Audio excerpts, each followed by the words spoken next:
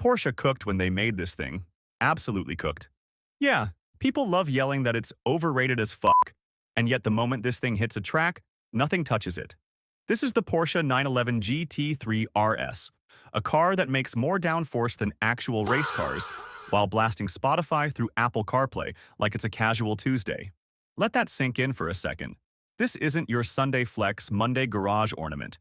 This is a road-legal track weapon built for people who think lap times are personality traits.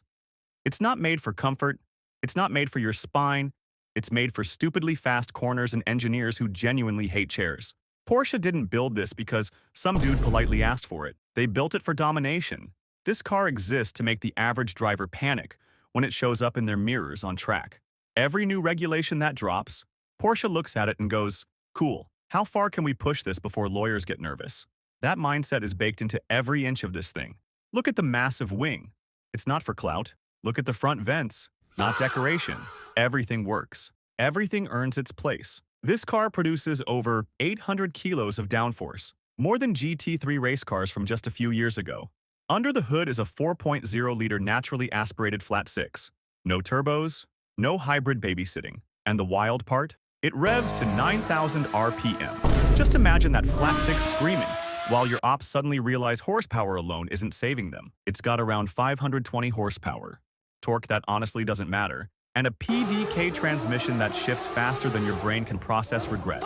Rear-wheel drive, engine hanging out back like Porsche never forgot where they came from.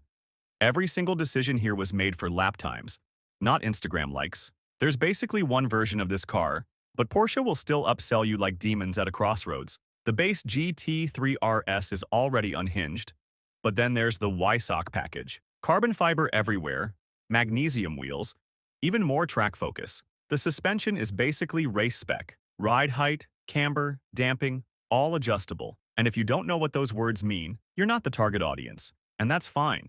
This car was never meant to teach you. Comfort seats technically exist, but ordering them is missing the entire fucking point. Straight line speed? Mid. And the car does not care. Corners are where this thing eats.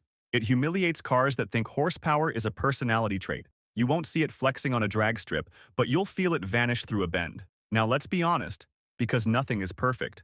This thing rides like Porsche personally holds a grudge against your spine. Speed bumps feel illegal. City roads are a nightmare. You bought a track weapon, and now you're crawling over potholes at 12 kilometers per hour looking ridiculous. And no, you do not want to daily this thing. Stop lying to yourself. You just like the idea of suffering with a Porsche badge. It's also insanely expensive. The MSRP alone hurts to read. And the markups? Dealers saw this car and said, yeah, let's commit daylight robbery.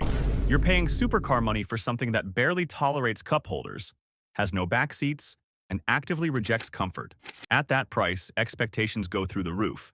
And that's where a lot of the hate starts. And here's another uncomfortable truth. This car exposes fake drivers.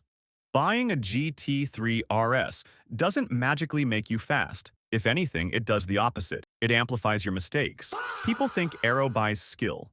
It doesn't. It just removes excuses. That's why some owners low-key resent it. But the biggest problem with the GT3 RS isn't the car. It's the culture around it. Wannabe car lovers latch onto this thing like it's a personality preset. Every kid wants one. Every finance bro claims it's their dream build. Rage bait pages call it mid just to farm comments. And suddenly people hate the GT3 RS, not because of what it is, but because of the corny motherfuckers attached to it. The car didn't fall off. The internet made it unbearable. So no, the GT3 RS isn't overrated. You're just loud, broke, and online. Porsche engineers knew exactly what they were doing when they built this thing, and they don't care about your comment section. If this hit, subscribe. If it didn't, rewatch it slower.